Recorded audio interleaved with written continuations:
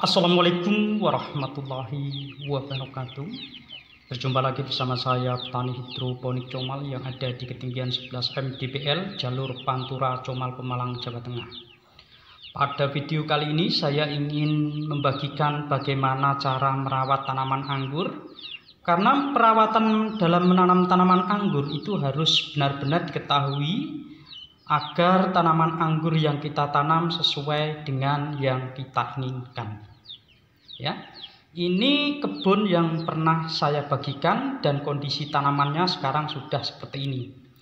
Jika teman-teman ingin menanam tanaman anggur, alangkah baiknya kita berpikir secara bertahap, ya. Jangan terlalu fokus pada pembuahan. Alangkah baiknya kita berpikir fokus pada masa-masa pertumbuhan tanaman tersebut. Jika masa pertumbuhan tanaman tersebut masa-masa vegetatif atau masa pertumbuhan, kita fokus pada masa-masa tersebut. Contohnya seperti ini. Kalau tanaman sudah terbentuk sekunder seperti ini, kita harus fokus bagaimana caranya agar cabang sekunder tersebut ada tumbuh cabang tersier. Bagaimana caranya agar tersier itu tumbuh? Kalau kita menggunakan tunas air, berarti kita harus hati-hati dalam pemupukan, karena tunas air itu juga mudah hangus.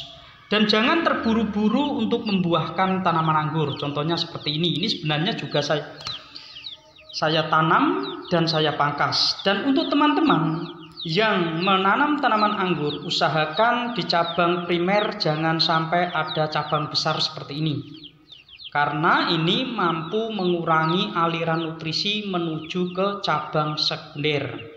Alangkah baiknya kita buang dan kita fokus hanya satu primer saja, karena kalau kita memelihara cabang di cabang primer nanti akan menjadi cabang primer ganda. Itu tidak baik untuk pertumbuhan jangka panjang. Alangkah baiknya cukup satu dan kita buat cabang sekunder. Bagi teman-teman yang ingin membentuk cabang sekunder, kita bisa melakukan pangkas, ya, pangkas seperti ini. Ini saya pangkas, saya pecahkan bat, ternyata membawa bunga. Nah, seperti ini. Ini sebenarnya kalau tanaman anggur itu sangat mudah sekali untuk membuahkan. Alangkah baiknya kita fokus pada pertumbuhan saja, untuk pembuahan nanti kita sesuaikan dengan kondisi tanaman. Karena kalau kita terlalu fokus ke pembuahan, nanti tanaman pertumbuhannya tidak kita pikirkan dan kita fokus pada pembuahan saja, sehingga pertumbuhan tanaman tersebut terabaikan. Nah, cabang-cabang seperti ini yang tumbuh di cabang primer harus kita buang agar nutrisi itu lebih fokus dan tidak mengganggu pertumbuhan cabang sekunder. Kita bisa membuang habis atau kita sisakan beberapa daun untuk menjaga agar cabang tersebut tidak terburu-buru mencoklat. Karena ini sudah terlanjur mencoklat, ya saya lakukan pembuangan semua. Tetapi untuk daun utama tetap saya biarkan. Walaupun dalam keadaan rusak seperti ini, karena ini lahan terbuka, tetap saya biarkan dia rontok dengan sendirinya. Lalu kita lakukan pembentukan sekunder, karena pembentukan sekunder ini sangat penting sekali. Kalau kita tidak melakukan dengan baik, maka kita selalu akan mengulang dan mengulang lagi, sehingga hasilnya kurang maksimal. Ini saya pangkas juga langsung membawa bunga. Dan untuk yang ini lokal, sebenarnya pertumbuhannya juga bagus sekali. Maka dari itu saya sarankan buat teman-teman yang ingin menanam tanaman anggur di lahan terbuka, alangkah baiknya kita menggunakan sistem menanam lokal terlebih dahulu.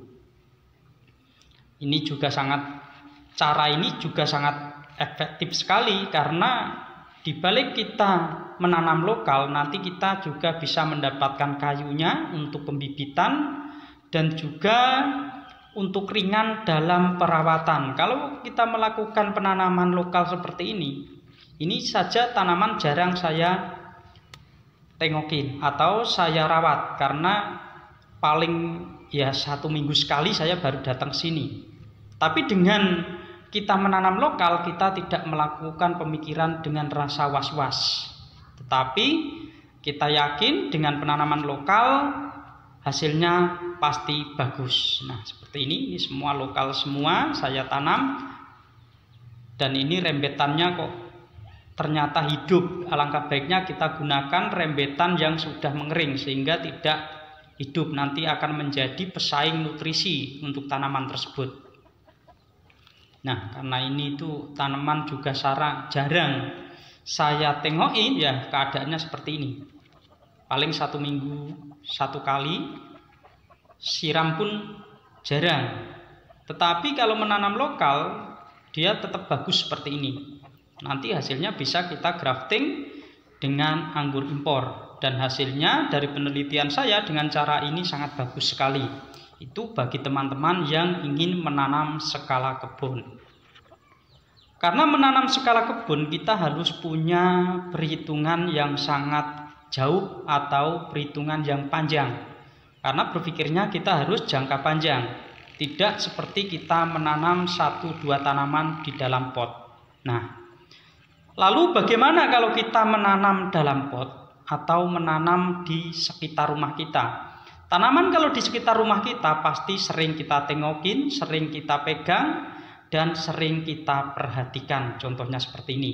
Ini anggur mondrop. Ini mulai pembentukan sekunder. Biasa saya lakukan potes dan untuk memberhentikan agar nutrisi fokus ke cabang primer. Jangan dibuang daun-daun utama, biarkan dia rontok dengan sendirinya agar cabang tersebut tidak terburu-buru mencoklat. Nah, kondisinya seperti ini sebenarnya. Ini lantai 2. Setiap tepi lantai saya pasang herbal seperti ini. Lebar yaitu sekitar 50 cm dan panjang mengikuti tempat. Dan ini pembentukan, ini tanaman baru saya tanam sekitar 2 bulanan. Bisa dicek di video lama, di situ juga ada. Dan teman-teman bisa memanfaatkan lahan di sekitar tanaman. Yang penting jangan menanam tanaman di media tanam yang untuk tanaman anggur. Kalau kita ingin menanam, alangkah baiknya kita gunakan polybag seperti ini, sehingga tidak ada persaingan perebutan nutrisi yang untuk tanaman anggur, agar tanaman anggur tersebut tumbuh maksimal dan tidak diganggu oleh tanaman lain.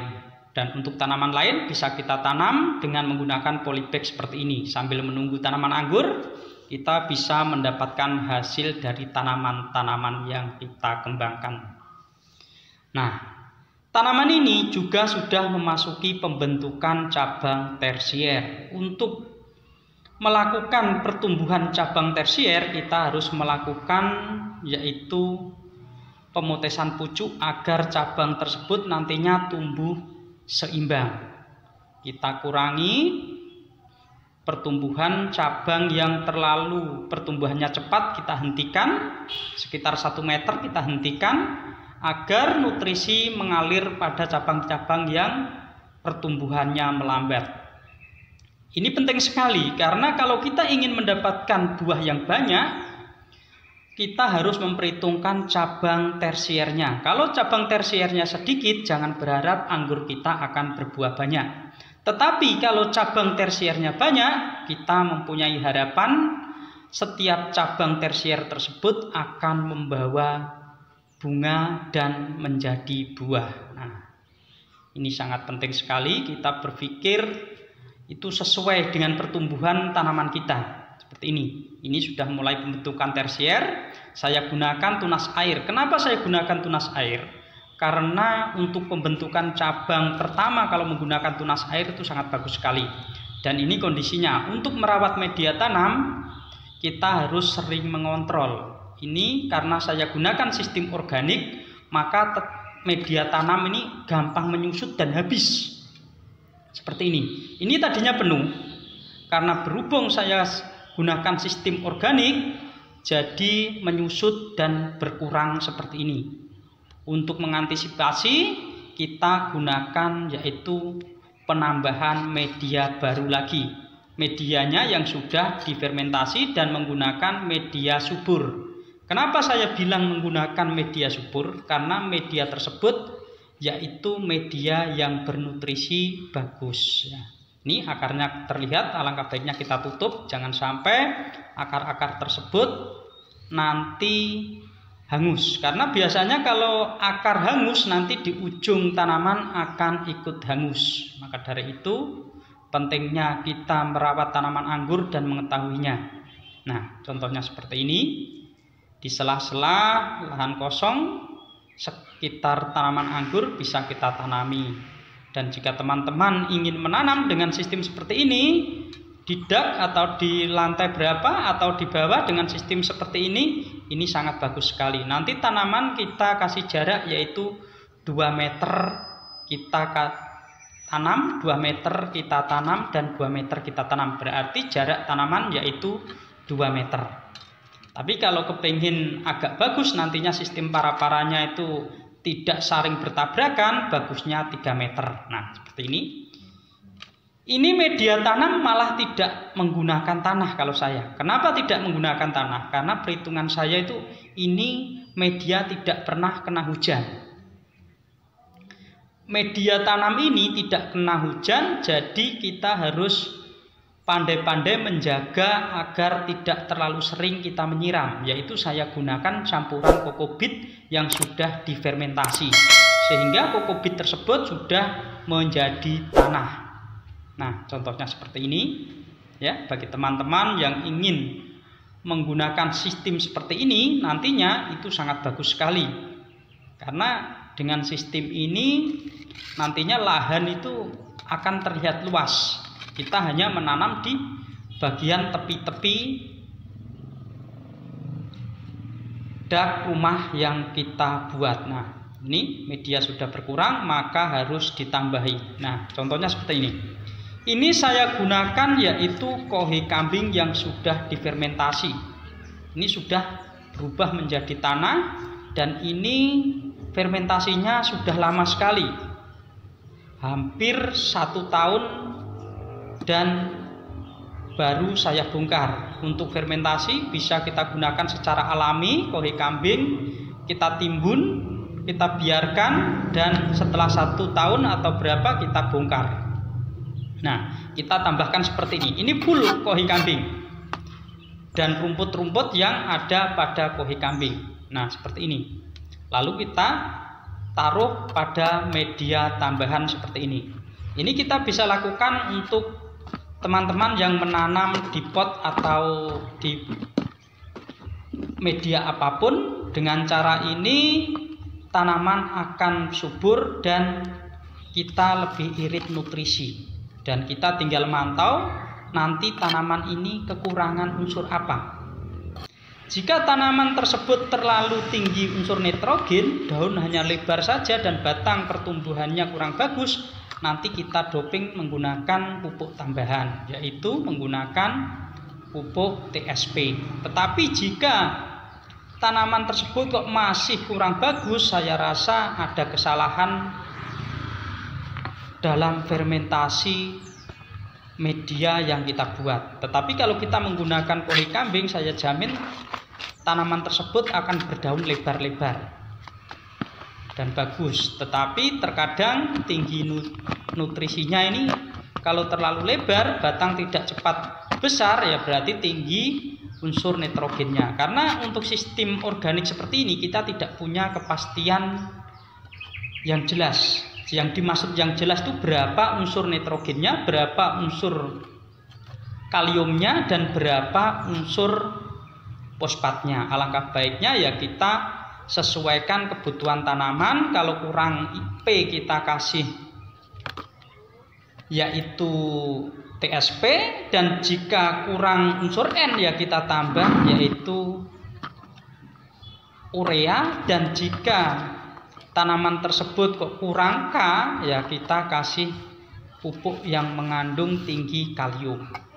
Tetapi kalau media tanam saya karena ada kokobit, maka saya jamin tanaman tersebut tidak kekurangan unsur kalium karena ada kokobit di situ. Karena kokobit itu tinggi unsur kaliumnya.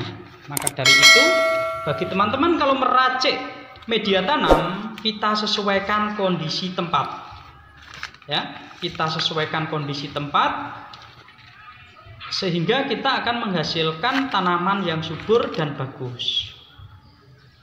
Nah, kita tanam seperti ini, kita kasih batu bata dan kita kasih tanaman yang kita inginkan. Kalau kita sukanya bunga ya silahkan dikasih bunga agar tidak terlihat kosong. Kalau kita ingin menanam cabai seperti ini, silahkan kita kasih tanaman cabai. Yang penting jangan menanam tanaman di media kosong yang kita peruntukkan khusus untuk anggur. Ya.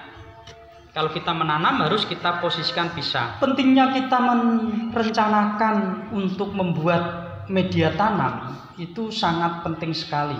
Karena media tanam ini adalah media pokok yang untuk kehidupan tanaman tersebut. Jika lahan terbuka, kita tidak bisa menggunakan kokobit terlalu banyak. Karena apa? Kokobit ini terlalu menyimpan air. Tetapi kalau lahan tertutup seperti ini, di dalam ruangan dia tidak terkena hujan, kita bisa mencampurkan. Jadi untuk peracikan ini tidak selalu sama.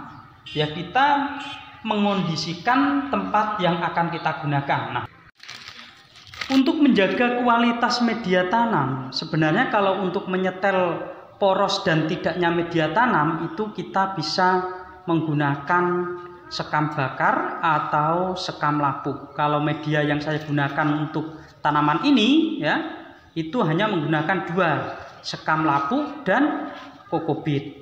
Karena media seperti ini itu aman kalau kita gunakan di lahan tertutup. Nah, ini sudah pada berbuah, tetapi saran saya buat teman-teman kalau menanam tanaman itu dikondisikan dengan kondisi tanamannya. Jangan terlalu bernafsu untuk berpikir berbuah secepat mungkin. Alangkah baiknya kita lakukan perawatan sesuai kondisi tanaman kita. Kalau kita ingin membuahkan dan akhirnya kita merawat juga menghasilkan buah seperti ini, anggap saja ini bonus, karena ini buah yang hadir adalah buah tanpa disengaja. Buah ini adalah hasil dari perawatan ketika kita merapikan cabang tersier. Dan ini juga membawa buah pada kondisi pembentukan cabang primer. Sebenarnya tujuannya dipangkas untuk berharap batnya pecah dan tumbuh besar. Ternyata malah bawa bunga dan menjadi buah seperti ini. Kalau sudah begini kita pasti menghadapi si malakama. Kalau tidak kita buang, pertumbuhan akan terhambat. Kalau kita buang, terkadang kita sayang. Akhirnya ya seperti si malakama. Tetapi tidak masalah, semua ini untuk pengetahuan teman-teman. Alangkah baiknya kita merawat. Kalau tanaman masih kecil seperti ini, kita fokus pada pertumbuhan saja. Dan jika nantinya sudah terbentuk cabang-cabang tersier dengan baik, baru kita fokus pada pembuahan. Nah, hasilnya seperti ini, cabangnya lebih besar tandan yang ada pada buah anggur. Nah, semoga penyampaian ini bisa memberi manfaat bagi teman-teman pemirsa channel Hidroponik Comal dimanapun Anda berada. Dan jika penyampaian saya pada video ini ada kekurangan dan ketidakpahaman, bisa kita bahas di kolom komentar. Dan bagi teman-teman pemirsa baru yang belum subscribe, silahkan subscribe serta nyalakan lonceng notifikasi agar tidak ketinggalan video-video selanjutnya.